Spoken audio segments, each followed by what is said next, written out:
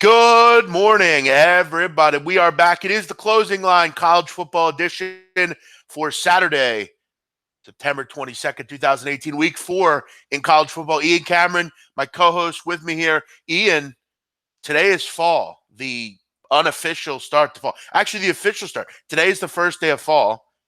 Autumn's coming. Leaves are rustling. You're going to start seeing Halloween stuff. I'm sure you're going to start eating candy. It's fall, baby. Football. Exactly. Fall season means football. Hockey and basketball are going to be here very soon. So there's a lot to look forward to. October's a great month. We know that's right on the horizon. Last week was my first week doing this closing line show with you, big man. And maybe it's a good thing I started doing this show because it was my best college football week of the season by far. Last week, great results. Hopefully we can deliver more winners for the viewers today. Good work, Ian Cameron. Yep, we'll break down some of the games. We won't get through every single one, but we'll try to get to as many as we can. Do us a favor, hit the like button, say hello in the chat by retweeting the show on Twitter as well. Just kind of interact with us. Let us know you're out there, and say hello. Ian, where do we want to start out? First of all, how was your night last night? Did you have any of the games? 3 games last night? There were 3 overs. Did you have any of those? Yeah, the one I had was USC Washington State over the total, and a little piece of Washington State as well. Had a little more on the over. Good to see that result. Gardner Minshew played fantastic in that game. Unfortunately, Mike Leach and his defense wore down in the second half and couldn't hold the lead. They lose 39-36. A crazy game, wild game against USC. As JT Daniels, as I kind of figured he would get that offense going a little bit last night. Tough schedule. Texas, pretty good defense. Stanford, pretty good team, facing teams like that early on for this USC team. Finally got that offense going last night. AU, I had a small play on that. That never had a chance, really. UCF was just too fast, too talented, too good at the quarterback position. Mackenzie Milton putting on a show on primetime television again. What else is new there? And then, of course, Penn State and Illinois, the debacle that was. A 3-point Illinois lead turning into a 39, 40-point loss. Incredible turnaround in just a quarter and a bit. People ranting and raving at me on Twitter, most of them Penn State fans, saying I'm too hard on James Franklin for being a prick and running things up and punching in late scores. He said early in the week, guys, I respect Lovie Smith a lot. I learned a lot from him over the years. You really respect him, clearly, because you want to punch in a touchdown late in the last 2 minutes that got you into the 60s there. Yeah, really a lot of respect there. But it's funny, the people that didn't like what I said about James Franklin, Penn State fans, Penn State apologists, same people that probably turned a blind eye to Joe Pa and the Sandusky whore a decade ago. I mean, I don't want to hear from you, all right? Your opinion is negligible to me, meaningless, all right? It means zilch to me, so quiet down, pipe down with that. As far as I'm concerned, James Franklin's a prick. We're talking about a guy that iced a goddamn kicker, with a 56-0 lead. Iced the other kicker, with a 56-0 lead. In a game. So don't tell me about this nonsense, about James Franklin cares about the other team and has some class. He doesn't. He's a chump. He definitely is. He's an arrogant guy. He always has been. The problem was, Ian, look, the rules. I mean, Penn State's got to make it look good. They got to make it look like style points. Yeah. Yeah. The problem is, listen, I watched that game. I never saw anything like that. I mean, you were winning with 9 minutes to go, and they were up 4, Ian, with 9 minutes to go in the third quarter. And you have plus 28 and a half points in your pocket. It is unfathomable that this can happen. I've never really seen that. Honestly, it's kind of amazing, bro. I was sitting there watching it, kind of in disbelief. I mean, for how good they played in the first half. I mean, they were hanging. They were throwing the ball around. They're moving the ball on the ground. I'll tell you what happened, Ian. You know what happened? Big plays, and they stopped running the football. They couldn't run the football. Penn State made some good adjustments at halftime, I will admit. You could see they couldn't move the football. It was a rough one for Illinois. Ian, let's get into today's action here. We'll try to get to as many plays as we can. We'll start it out first let's do a nooner here. Maryland, Minnesota. Kind of a, off the radar game. Maryland, the team that, have kind of been involved more along the lines of outside the football realm, kind of what's been going on off. Obviously this week they were all the stuff with the player that passed away. That's been coming back into light. They're culpable for his death. Durkin still obviously isn't around. But Maryland's laying points here at home. Minnesota, a team that has dealt with a lot of injuries. Both their running backs are out. Smith and Brooks, Nextad, their quarterback, he was battling injury all week. This is kind of a game where you're not running to the window to bet on Minnesota, but this team is 3-0 against the number. This team has been absolutely terrific defensively. And one thing about Maryland, last week, Maryland really struggled to move the football. Actually, the last 2 weeks, they've really struggled to move the football. You look at passing yards, Ian, 121 at Bowling Green, not good enough, and 63 against Temple. I know they ran the ball and they had a lot of success against Bowling Green and were able to run the ball, but it's not going to be as easy to run the ball against Minnesota. Minnesota hasn't allowed a 100-yard rusher yet. I think they're going to have to be forced to pass in this game. If I'm Minnesota, I stack the box and I say, okay, go ahead and try to beat me, Maryland. I don't think they could do it. I'm disappointed in this Maryland passing attack. I really am, big man, because you had two quarterbacks that have been in this program, in this team, in this system for years, and Kasim Hill and even Tyrell Pigrome is a guy that got playing time for Maryland in the past. And to see them having struggles throwing the football is really not good in my mind. And you just wonder if this team is sort of burned out. They had that big rally the troops win, that first game, emotional game against Texas, honoring their teammate that passed away. And they were revved up for that football game, but they've really fallen flat since. Okay, against Bowling Green, that score was a little misleading. That game, in terms of the yardage, total yardage, was closer than the final score indicates in that Maryland Bowling Green game. And then, of course, last week against Temple, really just completely dominated by the Temple Owls in that football game. I actually took Minnesota here, got +3 with them early in the week. Annexstad is going to be a go. Will play in this game for Minnesota. And I think they are going to, dare Maryland to beat them through the air. And this Minnesota defense is no joke. They played very, very good so far on the defensive side of the football. Maryland, just to me, looks like a bet against team right now. They're going through the motions. They're sort of haven't played well since that opener. And the fact that I can get +3 with Minnesota, again, a team that's been undervalued. They've been a point spread juggernaut so far this season. This is usually the year P.J. Fleck makes improvements with the program, much like he did year 2 Western Michigan, trying to do that year 2 here at Minnesota. I think Gophers can win this football game. I really do.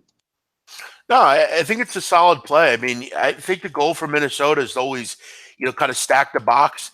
I just don't. Maryland has shown you really no evidence that they can, beat a team through the air. I mean, unless other than the Texas game, which I just think happened to be a good big time game and a game where they kind of were all in on that one. But yeah, I think you got a great number here. 2.5. Obviously, you lost some value, but I think they can win the game. This is an interesting game, Ian. Syracuse, Connecticut. Okay, this line has just increased. It looks like all week, just 27, 28. Now it's up to 30. Laying 30 against UConn. Look, I've discussed how bad UConn's defense is, and they're not just bad; they're hideously bad, and they're really kind of defying expectation. Like, I know they'd be bad, but I mean, they're beating teams like by like 2 points a game bad. Like, they're 2 points worse than like everyone. This is a big number, though. I mean, Syracuse has a game at Clemson next week. 30-point spread. I'm not taking UConn here, Ian, but is this more of maybe a first half play? UConn, I feel like should be able to get some points in this game. But this is a team that gave up 49 points to the Rhode Island Rams. This isn't basketball season. 56, 62 to other high-end opponents. Syracuse should have a field day on offense. It's a lot of points, though. 30, the number's kind of out there. Maybe you look towards the first half over here. Any thoughts on this one? It's tricky. I mean, one of my better plays last week on the card was Syracuse, and they absolutely took apart Florida State last week. Great performance by them, dominated them in that football game. I'm just going to take that money, though, and keep it. I will not be backing Syracuse here in this spot. I mean, the spot's just not right. I mean, they're off a huge win against Florida State, albeit Florida State's probably a little bit down from what we've seen from them so far. They're not that same Seminoles group, not even close so far, but it's still a big win. You got Clemson coming up. Now you're playing little old UConn, who have been absolutely destroyed, who've been absolutely wiped out. And believe me, that bandwagon for UConn is empty right now. It's completely empty. There's nobody on it. So point spread value wise, you are getting point spread value right now with the UConn Huskies. The question is, do you have the stomach to pull the trigger and back them right now? David Pindell has been, mediocre at best at the quarterback spot. They're for this UConn team, they're trying to go tempo at times, which hasn't exactly worked, and their defense has been absolutely shredded. It's one of those games, big man, where I worry that if Syracuse is even 60 to 70% focused for this football game, they could just line it up and just run and throw at will against this UConn team and still be able to cover this kind of number. But because the spot's dubious, sandwiched in between two big ACC opponents, I'm going to leave it alone. But I'm going to have to see more from UConn, even though I think the value's on their side here before I can back them. UConn giving up Ian Cameron 8.21 yards per carry. Second closest, Bowling Green. They're giving up 6.74 yards per carry. So they're giving up almost 1.5 yards more than anyone else on the ground. 8 yards a carry. That's amazing. I think Jarvis Wilson makes a nice point here. Maybe first half, minus 17. Not a bad play. I could think they'd be up, Ian, 20, 27-0. I could see that. It could be. It could be. Again, I think even a 60% focused Syracuse team, even if they're somewhat lethargic, they could still actually cover this number. That's how bad things have been for UConn. And look, UConn got drilled by Boise State. That loss looks even worse after seeing Boise State last week against Oklahoma State. Their step-up game, their big target game, the game that they all hailed as, oh, we're ready for this game. We're ready to go into Stillwater and compete with and maybe beat Oklahoma State. Well, it didn't happen. So that loss looks even worse now. Clemson, Georgia Tech. Clemson 16, total 54. Georgia Tech has struggled against this defense over the last few years, and why wouldn't they? Clemson's goal is to generally stop the run. They do a pretty good job of it. South Florida did put up 224 on them. Ian, any thoughts on this game? I always find this game to be interesting because Georgia Tech is a team that we know on the triple option. Clemson has probably the best defensive front we've ever seen at this level. But they're 0-3 against the number. They're laying 16 on the road. Georgia Tech has struggled to get stops defensively at times. They've lost 2 in a row. Didn't look good against South Florida. Give up a lot of yards in that game on the ground. What do you think about Clemson?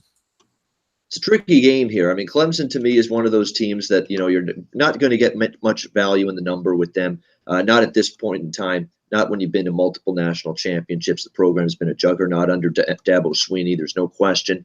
But at the same point in time, you're going to trust Clemson or Georgia Tech, rather, to run the football here in this spot against Clemson's, stellar, not just good, stellar defensive front, one of the best ones, in the country. I'm not sure I can. Georgia Tech's really had bad defense, too, at times this season. I thought their defense would be better. You saw South Florida absolutely shred and take apart this defense just a couple of weeks ago. And that was a South Florida team that, believe it or not, struggled to move the ball against that hapless Illinois team that we saw last night. So I've got major issues with Georgia Tech on the defensive side of the football right now. I've heard Paul Johnson squawking in the quotes this week in practice and in press conferences that he needs his quarterback play to be a little bit better running this triple option. So there's too many moving parts and question marks right now with Georgia State's ability and stability at this point in time to back them. It would be Clemson or nothing for me. Yeah, no, I hear you on that. Ian, let's kind of get into some of the games we're looking at. I'm kind of trying to highlight some big games early on, but this is an interesting one. Nebraska, Michigan at noon, 361, 362. Michigan's still an 18-point favorite in this game. Totals at 50. Adrian Martinez, last week, Ian, we were kind of battling on where this kid would be. Would he play? He didn't play. He didn't play a minute. I'm keeping up with kind of thoughts here. People are tweeting out, according to them, he's taking snaps with the first team. He's wearing a knee brace. This is stuff we saw last week. I said before, this total looks a bit low. If he plays, I'm all over it. I think the game goes over the number because I think they can move the ball. I think they could score some points. I think Michigan should be able to move the ball and score a lot of points. Look, Michigan can put up this kind of number themselves. They've taken care of opponents like this. I think Nebraska are obviously very good with him in there. I don't trust their defense. They go pretty quick. If Martinez plays, I'm interested. But Scott Frost has been playing possum all 2 weeks with this guy. He doesn't let anyone know if he's injured, what's going on. Who knows here? It's hard to get involved.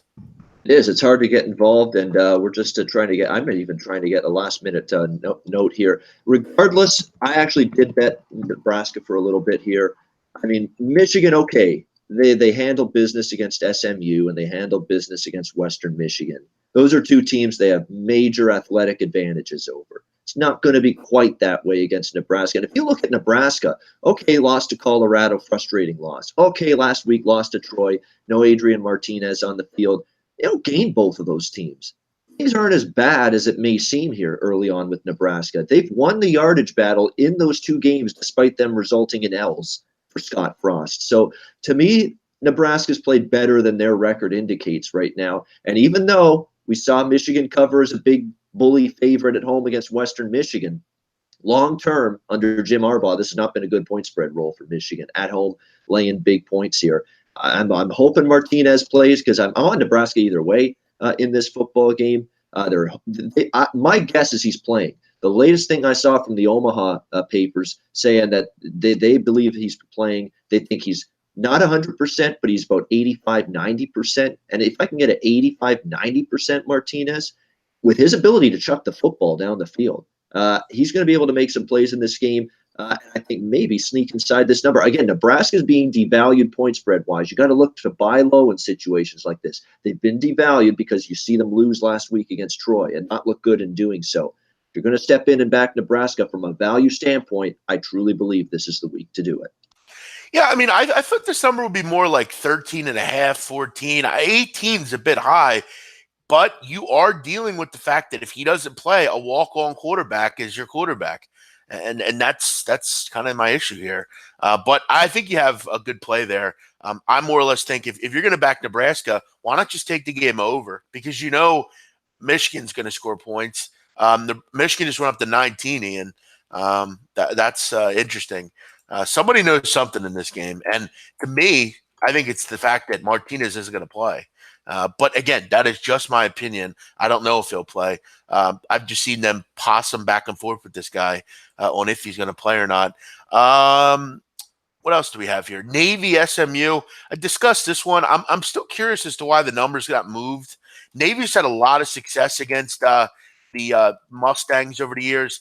I talked about it all week. Sonny Dykes is a bad coach. This is a guy that has been able to fall back on a good defense or a good offense for a lot of years. Not this year. This is a bad offense. They can't move the football. Defensively, they stink. You know, Ian, he had Jared Goff at quarterback. He could fall back on him. He didn't have Jared Goff anymore. Now you're going to see how much of a coach he is, and we're seeing that he's not a good coach. You're going to see rain today in Dallas. I think that helps Navy in this one. Current weather's rainy or cloudy, but they do expect some rain in the area. Numbers outmoved. Last time SMU hosted Navy, they gave up 75 points to the Naval Academy. 6.5 seems just too low to me, Ian. Yeah, I'm on Navy for sure because all you got to do is look at the recent meetings. What, Navy 75, Navy in the 50s, Navy in the 40s in terms of points scored against SMU in the recent head-to-head meetings. I mean, SMU's had no answer, not zero, for this triple option against Navy in recent seasons. I don't expect them to have an answer here because I think they're even worse defensively, believe it or not, this season. Sonny Dykes can't coach defense. He couldn't coach it at Cal. Because he's not a very good coach, and he's not able to coach it here at SMU either. The question is, what can SMU do on offense? And I do think SMU offensively, the one thing about them is they face some tough defenses. TCU comes to mind as a tough opponent they've had to deal with early in the season. I still think Ben Hicks and the offense is going to get better as the season progresses, and I don't like Navy a lot defensively. Navy in the past has struggled with this type of SMU air raid pass attack. When they've had to face that type of system and that type of offensive scheme. So I think SMU is going to be able to trade points here for a lot in this game. However, I do think Navy going to be able to hang more points than SMU. Below 7, I wouldn't lay more than that, but below 7, you can still get that with Navy now. Obviously, I'd lay it with Navy, and I'd also look over the total. People making a big deal, rain. Well, guess what? It doesn't affect a triple option team because it's almost all running the football. And even now, I don't see wind in the forecast. And as I've said so many times, wind is a bigger deterrent to overs than rain. So I'm still going to take a chance at a deflated total here and go over. Well, Ian, when you're a big man on campus and you've bet a game involving rain and SMU, it does to them. The team is a skitsy, idiotic bunch of morons. They can't move the ball. You're at that TCU game. That was a struggle that first half. Yeah. But you're right. It shouldn't affect it. But we'll see. Maybe they start scoring today. I don't know. I mean, this is a defense they could score on SMU, but I don't know. I mean, they haven't looked too good going forward. Buffalo Rutgers. 351, 352. Game's back up to 6.5, and we saw a 7 recently. Punters coming in and loving Buffalo here. If you look all week, this is a sharp public split, guaranteed. Sharps are on Rutgers. We saw that movement early in the week. Number came down. Saturday morning, Ian, what happens? Number goes way up. This is an absolute trap to me. Look, I see it. I won't try to tell you that I don't think Buffalo is way better than Rutgers. If you know me, I love Buffalo. I think this team's really good. I think their quarterback, if you didn't play at Buffalo, would be a Heisman Trophy candidate. I think they have 2 receivers that could play in the NFL. I think they have a linebacker that's a guy that could play in the NFL also. But this is a weird spot. You could clearly see a sharp public split on this game. When a line, here's the thing, Ian, and to all listeners. When you have a line, right, and it goes down all week, when it should go up, that's sharp money betting Rutgers. Now the day of the game, it's starting to creep back up, get up to that 6.5, 7 mark. It's public money. It's a sharp public split here. What do you think, Ian? I can only back Buffalo, but the problem is, what's this number before Rutgers gets their asses handed to them the last 2 weeks against Ohio State and Kansas? What is this number? It's not anywhere close to what it is now. You're looking at Buffalo 2, 2.5, maybe -3 at the absolute most before Rutgers get crushed by Kansas last week. This is a response to that result last week. And now instead of laying that number, you're laying 5 with Buffalo. And now you're laying even more because the Buffalo bandwagon just can't get big enough at this point in time. And they're a great team. I'm not going to take anything away from Buffalo. I think they're going to be an absolute contender in the MAC this season. Lance Leipold has his best team. Tyree Jackson's healthy at quarterback, and man, he's got some weapons. He's got a great running game. He's got tremendous receivers to deal with, strong offensive line, an improved defense. Is a good Buffalo team, but this is a very, very tricky price range here. I mean, we're still talking MAC versus Big Ten. Rutgers has been better at home, obviously, than on the road at times. We've seen that. They crushed Texas State week 1. There is still some signs from Rutgers, especially when they're playing here, that they can be a somewhat competitive, decent team. I think Buffalo will win the game. I'm just not at all comfortable laying this number. And with the number creeping up and everybody seemingly loving the Buffalo team, hard for me to get involved now. There's a lot of games in the card today. Don't get got on this one. I know a lot of people, you want to jump on this one and say, I think this is 38-17. I agree with you. It looks like if you told me to line these teams up and they just play, there's no point spreads or nothing, I think they would win. The problem is, I do think there are things that have hands in these kind of games, and this line just doesn't make sense to me. Why isn't this line higher? Rutgers are bad. They just lost 55-10 to 55-14 to Kansas. But they're back at home. We'll see. Ian, I have a feeling at the end of the day, I'm going to look back and say, why the fuck didn't I just lay the number there? Why the hell didn't you take Rutgers? Yeah, we'll see. Or Buffalo, you mean? Yeah, we'll see. Yeah. It's funny. It's just one of those things where, I'm always interested in the home dog, but I've seen Rutgers. They're bad. They're a bad team. Ian, let's take you involved here. Obviously, you've been involved, but let's go to a game you want to talk about. What are you thinking? Yeah, let's take a look. There's a few spots we really like.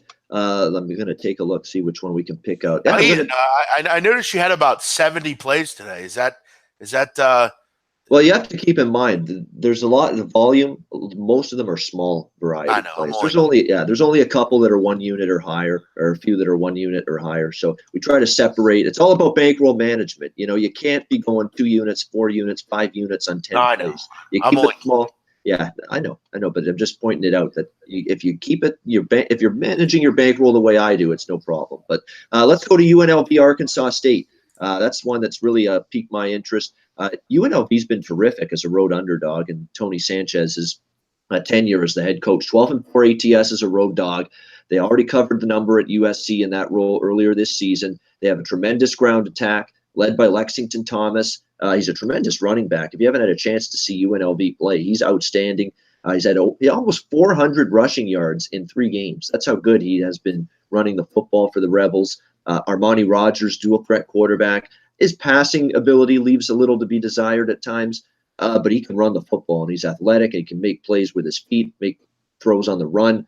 And I think it's going to trouble this Arkansas State team just a little bit. Arkansas State is giving up 190 rushing yards per game, nearly 5 yards per carry. And if you're having trouble against the run, that's where UNLV prefers to beat you. So I think they're going to be able to move the ball in this game. I like Arkansas State's offense a bit. Talk about rain, by the way, in Jonesboro, Arkansas. The over's probably worth a look in this game if the rain gets out of there before game time. But my play is going to be UNLV here. This is their role. If you've been backing UNLV as an underdog, particularly on the road in recent seasons, you've done very, very well. This is an improving program. I think they're going to be competitive in this game tonight. Let's keep in mind, Arkansas State's faced nobody outside of Alabama. Okay, they beat Tulsa on the road last week. Tulsa was god-awful last Thursday night against Temple. So that road win that Arkansas State had last week against them sort of doesn't ring true to me. Sort of doesn't impress me as it maybe once could have. So give me UNLV here. I think they make a game of this. Interesting. Yeah, I've kept up with some weather down in Jonesboro, Ian. Is weather looking better there? I know it looked pretty bad and bleak throughout the week. Yeah, they were saying showers starting the game. They say it could be moved out of there by 8:30 Eastern. So that would be about halftime of this game because this is a 7 p.m. Eastern time kickoff. So you might have a wet field in the first half, rain in the first half. Second half, it might be stopped, but the field might still be a little wet. We still might be dealing with a slick track there at Arkansas State. So that's the only thing that would keep me off this over is that because these two teams should move the ball offensively in this game. But I do like UNLV plus the points. I really do. I think this is a still undervalued team. They've been a very good team to back this year. Just ask anybody who's backed UNLV on a weekly basis. Yeah, I had some trouble with the chat. It looks like I have it back up. Buffalo wins by minimum 10. Okay. Yeah, I don't disagree with you. I mean, it's just doesn't make a lot of sense to me. What else do we have here? Everybody jumping on TCU. We'll get to that one. Anyone on Boston College? I'll get to that one too. I have an interesting point on that one. Big man, I watched a replay of your show. I can't always watch live, but try to watch all videos. I'm loyal and I stick up for my friends. That's what's up. Yeah, Ian Cameron, you know what I hate to see? When my friends get made fun of and talked about, because I don't like that when it's done to me. And I stuck up for my boy Donnie last night. I saw some guy talking crap to him. I stuck up for the kid. He comes on my chat acting like everything's hunky-dory. Everything's not hunky-dory. If someone talked about Ian Cameron, I'd have his back too. That's what a friend does. It's loyalty, That's brother. right. We stick up with one another. It's like with my friends all the years. When they get when someone comes after them, yeah, I'll stick up for them. I'll stand by them 100% of the time. That's why if you're a true friend to somebody, you have their back at all times. You listen to them when they're going through rough times, and you try to help them through those rough times. That's what friends are all about. I think it's a situation where if you're a true friend, you stand by them, you give them support, you lend them your ear. Things are going rough in their life. You give them some good advice. You try to support them, say it's going to be okay, all that stuff. That's the kind of friend I try to be. And, I think if you're that way with your friends, you're going to have a lot more friends as time goes on. People are going to want to be around people like that. There ain't a lot of those people left, Ian. A lot of people give up on each other. They don't want to, everybody's cool when you're in school because you got to go to school every day and see those people. But once people leave, go to their own lives, you start to stop being friends with people. Got to stick with people. Ian, I got a friend. He's been locked up for 34 months. I talk to him every day. And I make sure you call me every day. I don't want you fall off the tracks. I don't want you to think I forgot about you. If you need me, I'm here for you. You got to stick with your friends, man. That's important. Loyalty over everything. Listen, Ian, let's keep it moving. We could talk all day about this. A lot of stuff going on here. Let's go to this one. Actually, you know what? Let's talk Boston College, Purdue, because I see Purdue at home getting a nice little number here, Ian. And I'm thinking to myself, why can't they win this game? This team's had a little bad luck, though, and that's the problem. They had some bad luck. I thought they were terrific last week against Missouri. They were able to move the ball. I seen this Boston College team. Look, I don't trust them defensively, and I think that was clear. I think Wake was just not as good as they were. I think Purdue can stick with BC here. I'm not in love with laying points right now with this club. I think they're solid, but I don't know that I trust them. I mean, Missouri last week for Purdue against Missouri last week, 572 yards, Ian, through the air. Unbelievable, this team. Moore is a terrific player. They're at home. I think this could be a live dog. I think Purdue can win. I might just take the money line, Ian. I had BC last week against Wake Forest. I like the matchup here. I'm not crazy about going back to them here. I mean, they did give up a backdoor touchdown late to Wake, almost. They still covered, actually, but they gave up a late score when they were up 14 to win by 7. So that's another thing. The backdoor's open here for Purdue if they can show they can get their offense on track. And that's always been a little bit of a struggle here for this Purdue team. And Jeff Brom is – that's why – you know what I love about Jeff Brom, big man? If you listen to the guy in press conferences, if you read quotes, he's as honest a coach as you'll ever see. He's forthright. He's forthcoming. He doesn't hide anything. You know, in all this day and age where we got coaches, you know, keeping everything tight to the vest, who's the quarterback going to be? Is my offensive lineman going to play? Is my top cornerback going to play? You can't tell. It's like pulling teeth trying to get these guys to say something about injuries. Jeff Brom's as honest, and he just, you know, he's very forthright. You know, he'll tell you what's on his mind. He doesn't hide anything. It's refreshing to see. And he's been honest about his offense going back to last year. It's not where it needs to be. And that's going to be the concern for Purdue moving forward. And it's still a defense that, you know, is going to be, I think, a defense that's going to struggle. My concern here is A.J. Dillon, a big man, against this run D. This run defense for Purdue's been horrendous so far this season. That's going to be my concern here. And that's what's keeping me off Purdue. I think there's some value with them. BC in this price range, I'm not sure I'm ready to trust them 2 weeks in a row, but A.J. Dillon getting the ground game going, because Anthony Brown is not a great quarterback by any stretch. He needs Dillon in that ground game to be working, to be more effective. I think Dillon in that ground game could get going today against Purdue's bad run defense, and that's my biggest concern with them going into this game. Yeah, you look at this game and you think Boston College, you think back to what they used to be, that ground and pound defensive team. They're not that anymore. And this team has went over in all 3 games this season. 62.5 seems a bit low, doesn't it? I mean, Purdue can't stop anybody. I mean, Purdue seems to play in shootouts every week. You know, last week, that Northwestern game was pretty high scoring.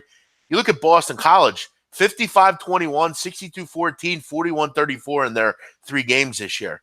You mentioned the run defense for Purdue.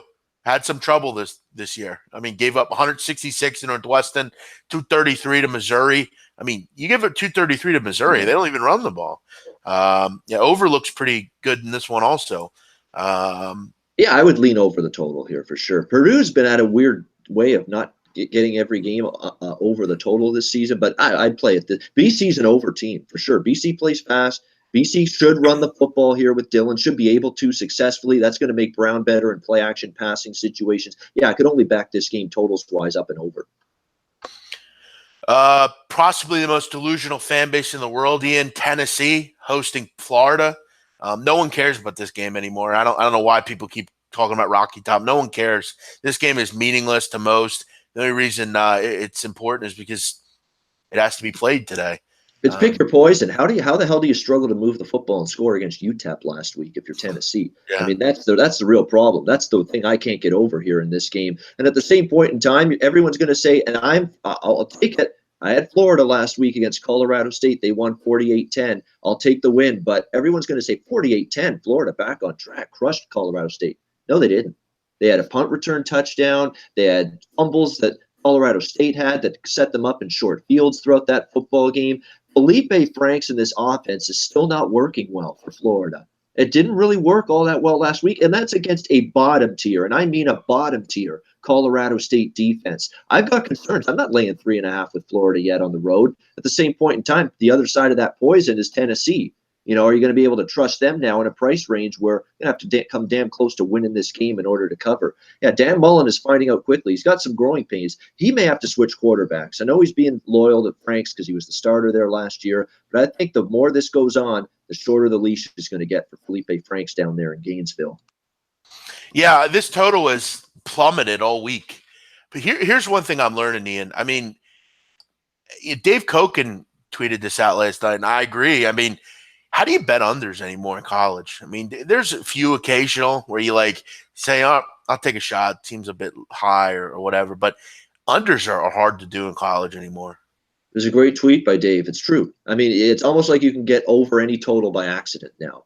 Like, you don't even have to try to score points, and somehow the game will go over the total. You get some crazy plays. You get a block punt, block field goal, something like that. Pick six from your own 10-yard line. It's just very, very difficult. And what's amazing is you see all these overs cashing, big man, yet you're still seeing totals get higher and higher and higher, it seems, each season. And yet you're still seeing overs cashing at a pretty solid clip, which tells you that I guess the adjustment's got to keep going if the odds makers are going to catch up to what we're seeing. Yeah, no, that's a great point by you. Someone's asked about Kansas State, West Virginia, West Virginia we haven't seen in a while. It seems like they haven't played in weeks, but they have. They played back on the 8th. It's been almost 2 weeks since we've seen them. They had off last week due to the hurricane. Kansas State on the road. Listen, I've said before and I'll say it again, Bill Snyder is one of the most overrated coaches in sports history. The guy's never won anything important. I know he did a lot for that school, and I think that's why you call him a great coach. I don't think on the field he's anything special, frankly, and he's shown that because he doesn't win anything. They on the road, they take on a team in West Virginia that tosses the ball around like anyone, a 75% completion percentage, probably the best quarterback in the country, arguably. Kansas State throughout the years, Ian, has struggled in their pass defense. They've always struggled. You look at the last few years, they struggle there. It's just the truth of the matter for the secondary.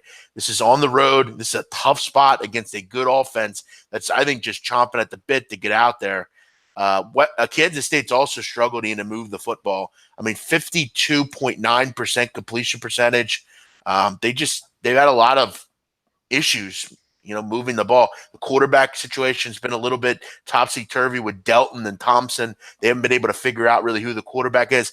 I believe it's Thompson going forward, but you've had some issues this year. I mean, you struggled against South Dakota. You got whitewashed by Mississippi State. You came back and beat UTSA, which that's no great shakes at home. But you have to ask yourself, does West Virginia come out here with a little hangover? I think they're much better, though, than K-State. But this is a lot of points to lay with a defense that we know over the years has had some struggles. It's a fascinating handicap because what do we know about Bill Snyder over the years? Great in the underdog role. He has, I think, something like 28-13 against the spread in his last 41 tries as an underdog.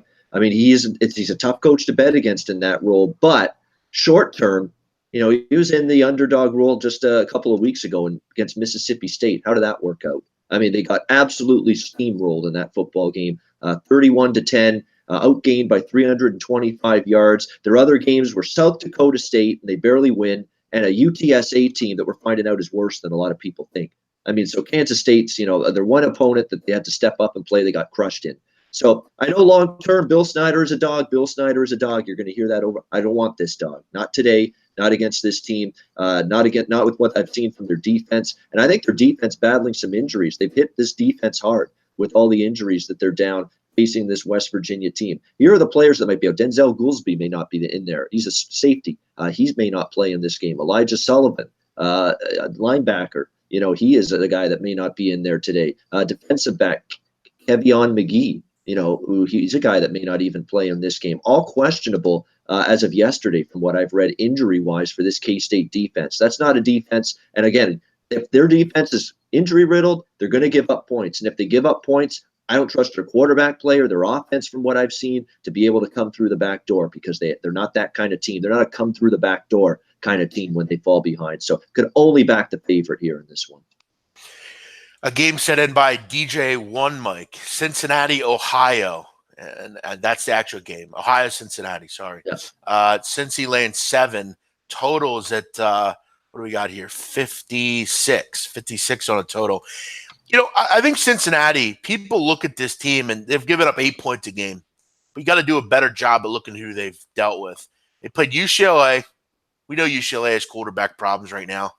Miami of Ohio. I mean, I think I could stop their offense if I was out there playing. And Alabama A&M, who's, Ian, I'm confident, and I mean this. If you fielded 10 players in I think you could go out and beat Alabama A&M. That's confident. This Ohio team is better offensively than anything they've seen. They're a good group with a good quarterback, but they have struggled in stepping up with opponents. That's something Ohio's always had issues with. Last year they had issues stepping up against teams like Kansas. This year, struggled against Virginia. This total is interesting because I think Cincinnati's going to be able to move the ball. I don't think they'll have any trouble against this Ohio defense. They just struggle against top-tier competition. And Cincinnati, I don't think his defense is as good as they think either. Do you have any opinion on this game, Ian? There we go. My mic was muted there. Okay, here we go. Yeah, interesting game. Rourke, the quarterback for Ohio, certainly a guy that's capable. Ohio, is a team that I think people expected them to be quite good this season. I honestly think Buffalo is a better team than them Sure. in the MAC this season. From what I've seen from a talent perspective, I've expected a little bit more, I guess, at the results from Ohio than what I've seen so far. They've only had 2 games. They had Howard. And they had Virginia, and they lost by 14. So I'm not quite sure how good Ohio is, to be honest with you. And they were outgained by almost 400 yards. At the same point in time, I know one thing about Ohio. When they get to play a team in-state from one of the bigger conferences, when this Bobcats team gets to play a team like that, they're fired up for the game. And so the only way I could look is Ohio plus the points here in this game. That's my lean, but I'm not going to get there with it. I just haven't seen enough impressive body of work, really, from either team to trust them, but I would lean Ohio if I had to take it. Real interesting one here, Ian. Arizona, Oregon State. Now, I think a lot of people remember and what they've seen lately from Arizona, and it hasn't been good. I'm not going to try to sell you the bill of goods that it's any good. But they did go out, put up 62 last week. They got the offense going a little bit. They go and play Oregon State. Look, you and I both know Oregon State's not very good. Jake Luton's out right now. I'm willing to think Arizona can get back on track. They have to start getting going at some point. But this is a hapless team to back at times. They struggle to get stops, but Oregon State does too. Oregon State's a bad defensive team, giving up 46 points a game. I'm going to think – I think Arizona is just a better team than Oregon State. Numbers drop, and you're starting to get a pretty solid number here. 4.5, not bad, Ian. I'm kind of liking Arizona. I think they right the wrongs today on the road.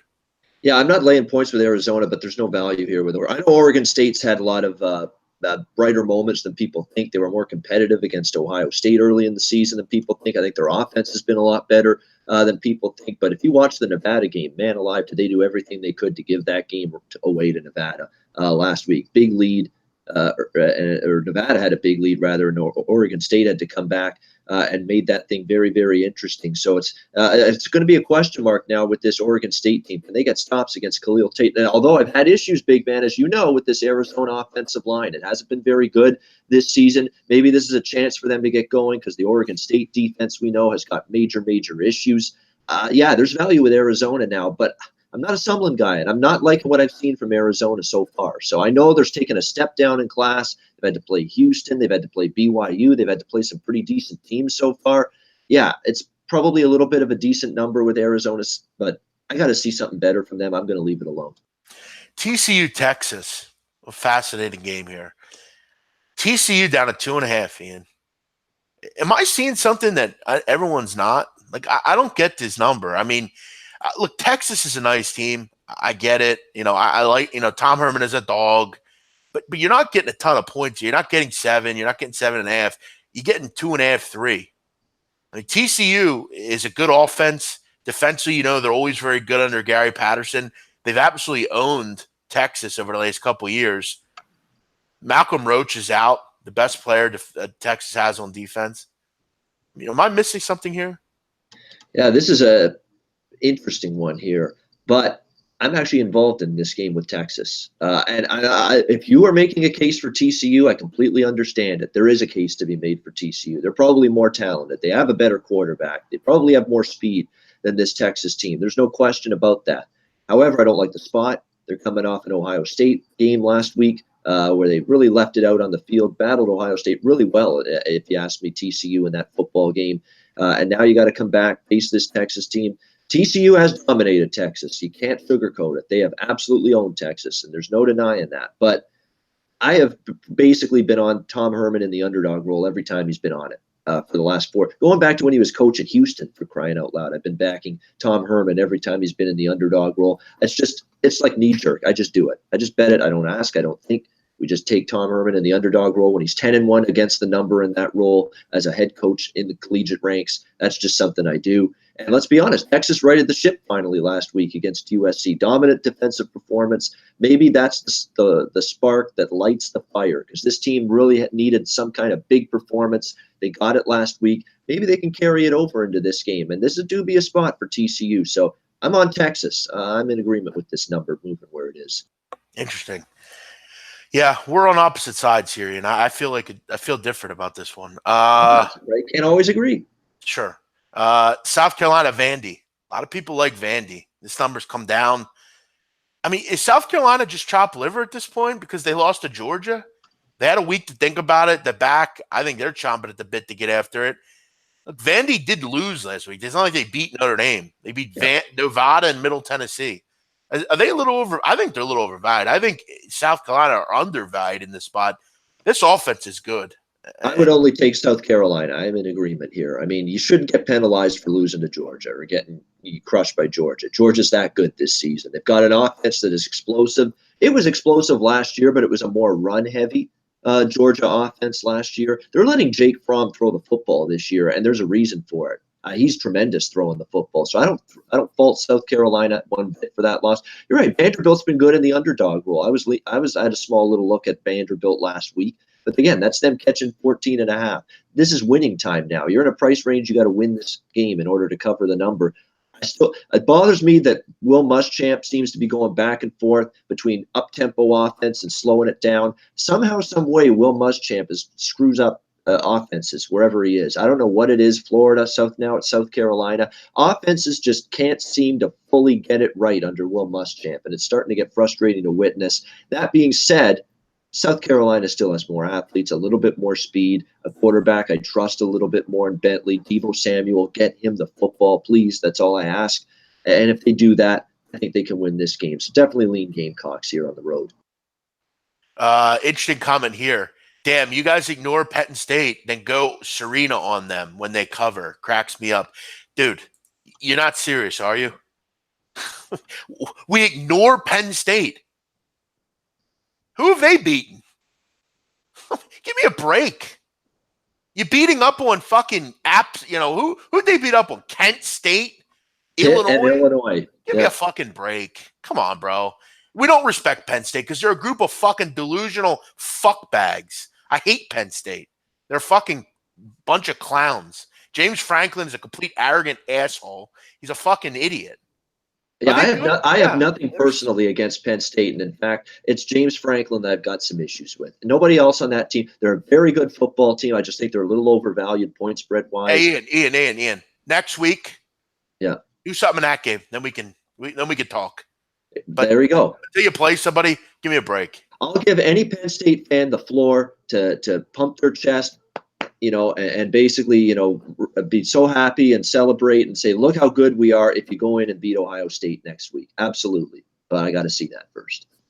I mean, I actually saw people last night. They're talking about how, Illinois, Penn State, look, Illinois just collapsed. They were dominating Penn State for most of that game. And I hate to tell you, J.K. Dobbins is going to run all over that team. They can't stop the run. They can't, Penn State. Urban will be ready for that game. Trust me. A little whiteout's not going to do anything. Let's keep it moving, Ian. We got about 10 minutes here. What else are you thinking about, Ian, today? What else do you have your eye on? Yeah, let's go through quickly what we're looking at here in this card. Just rapid fire opinions on the board today. I like Oregon in the over against Stanford both. I know Stanford's taking a ton of money. I get it. People like Stanford. People think that they're going to be able to run the football at will against Oregon, and that's a problem I have a little bit in this game. However, this Stanford defense, you could argue, they've really been tested yet. San Diego State, pedestrian offense, USC, and USC's offense was struggling just a little bit. They're facing a new level of speed they haven't faced yet, this Stanford defense. And I still think the Stanford defense isn't as good as what it was last year. We have to remember, Justin Herbert's lost once as a starting quarterback. That's it. Now he's a home underdog here in this game. So I think Oregon here, Stanford's completely and utterly dominated them. Remember, Stanford crushed this team last year, but Herbert didn't play in that game. It was Braxton Burmeister. And if you remember seeing that guy, he was a horror show at quarterback for Oregon. They got Herbert back now. I think the value is definitely on Oregon's side, and I think this game's higher scoring. Not going to get a chance to bet overs with Oregon in the 50s very often. So give me Oregon and the over in that game against Stanford. Get the fuck in, Ian Cameron. I love it. Good shit. That's a good call by you. I love that call. Very good. I'm hype, Ian Cameron. Get the fuck in. Charlton Athletic up 2-1. Finish it, motherfuckers. Come on. Oh, the soccer. There you go. Ian, a deserved 2-1. 15 shots on goal. 15 on goal. That's got to be a lower league game, Charlton. Charlton, right? yes. Definitely not Premier League. And by the way, a former home for our very own Flash Watson. Flash Watson played at Charlton Athletic for a few years, actually. Flash Watson, a guy that I do videos with, a former footballer, played at Charlton Athletic. It was his first club. And actually, Ian, it was his youth team. He played there, successful transition into the senior squad, had 31 appearances for Charlton. So there you go, a little fact find of history. Yeah, your pal Gordon Watson. That's why he's called Flash. His name's Gordon. So they put two and two together. Flash. You know why he's called? Flash, Ian? I thought it was because it was Gordon, Flash Gordon, right? No, his name's Gordon Watson, but he was named after the comic book hero, Flash Gordon. Yeah, that's what I said. Flash Gordon, because his name is Gordon. Yeah. And I'll tell you this, Ian, you and Donnie are the two people I love doing videos with most, but he is the other. He has got some terrific information. Being a former player, knows so much about football. Terrific guy. So, yeah, let's hope they can get the job done. Ian Cameron, I want to take a look off the record here. 421, 422, a BYU McNeese, okay? Very random game here, but I think They are a decent team. They're a top 15 team in the FCS, and they're a team that, if you know anything about UL Monroe's coach, he was a coach, Matt Vietor. He coached at McNeese for a few years, did a nice job there. I think he won 80 games there. This is a good football team. This is a team that I think can give Brigham Young some problems. Brigham Young is off a big win on the road at Wisconsin. Now they head home. They got Washington next week. This is a worthy opponent for this team. This McNeese State team, very good defensively, a team that is going to put the ball on the ground. They want to run the football, establish the run with, Justin Pratt and David Ham. They have a pretty good quarterback in James Tabery, pretty good defense as well. They've started the season out hot. They're 3-1.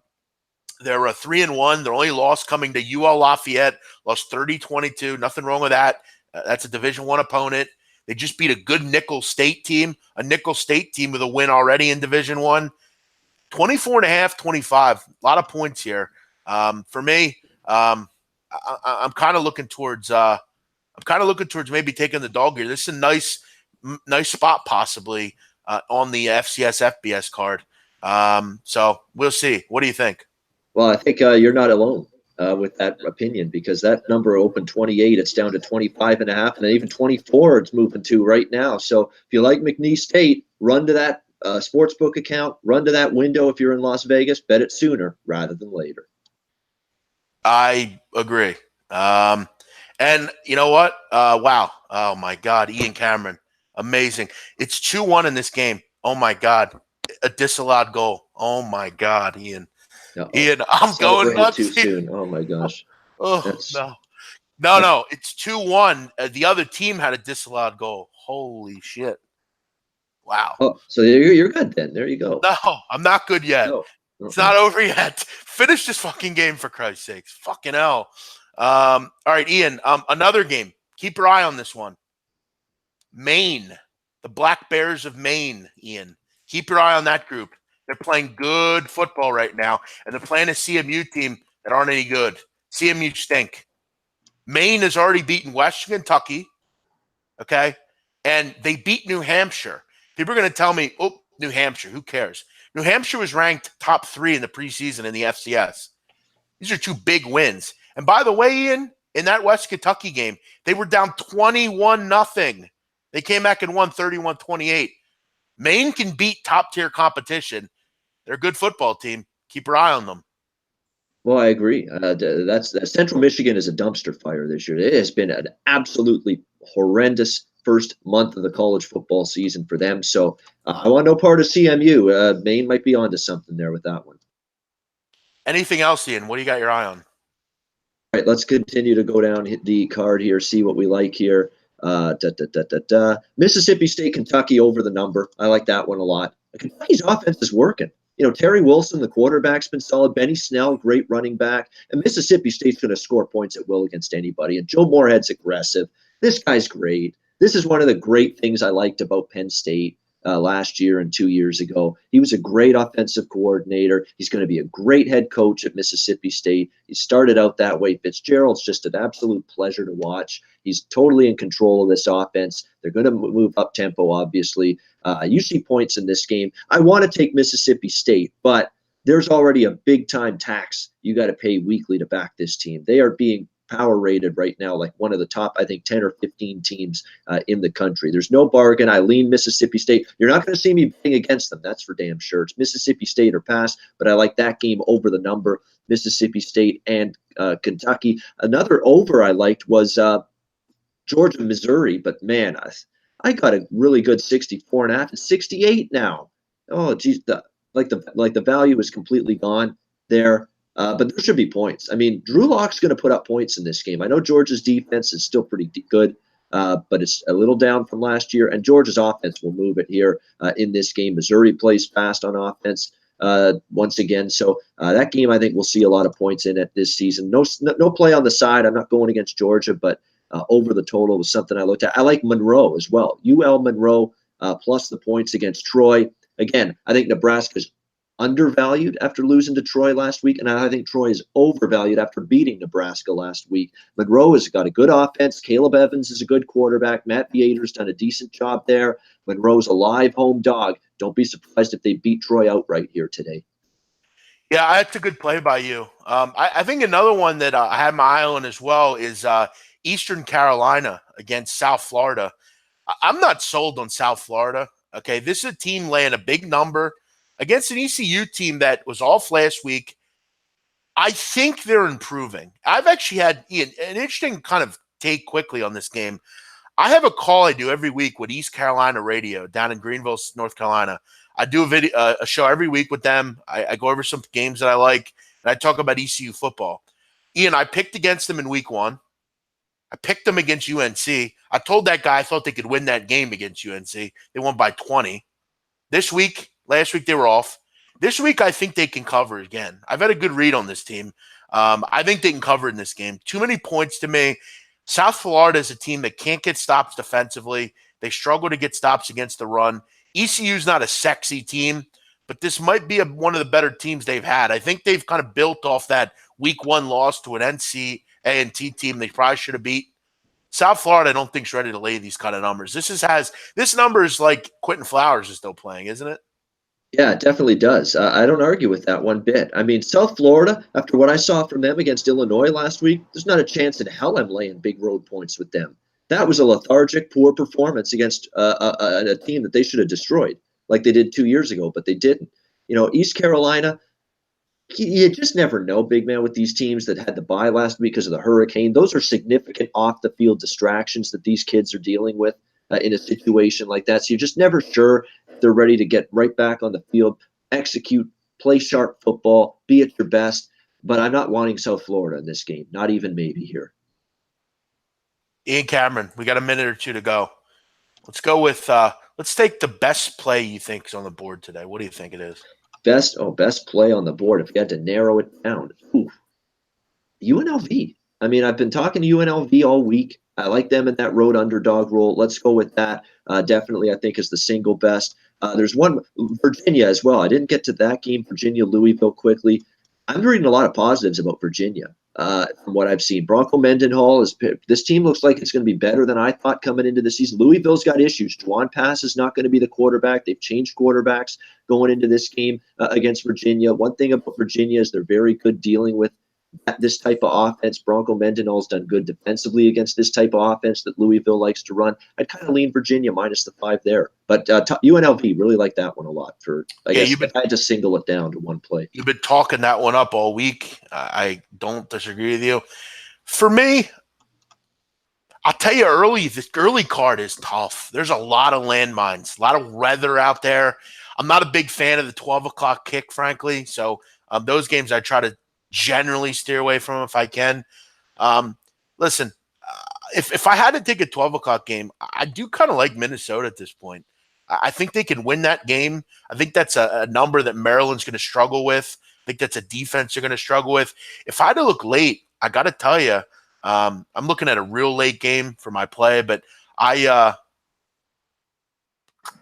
like Navy as well. I think they take care of SMU. I just do. That one's coming up top of the hour. Also, quickly, 371, 372. Texas Tech, Oak State. Is there any stops in that game? Texas If Tech. You've looked historically, just quickly, if you've looked historically, big man, at Texas Tech, Oklahoma State over the years, have been one over after another. One after another. There's no way I'm taking under, over or pass. Yeah, it's amazing, isn't it? All right, Ian, quickly before we go, I want to see Adrian Martinez's status here. This game is about to get kicked off. He's expected to play. That's the last I saw. I saw it about 20 minutes ago. I looked it up. He's expected to play. Yeah, large brace on his knee. Okay. I think the game goes over the number. I think it's too low at that price. I think it's like a 27-24 type of game. 30-24, 38-28, something like that. I think the game goes over the number. I'll have some plays out later, everybody, on my late card. I like everyone have a great day. Ian, as always, great stuff. Good luck today, and we'll see you next week, man. Absolutely. Great being on with you, big man. Good luck to all of our viewers. Enjoy the Saturday of college football action. Enjoy the games and good luck. We'll see you again next Saturday.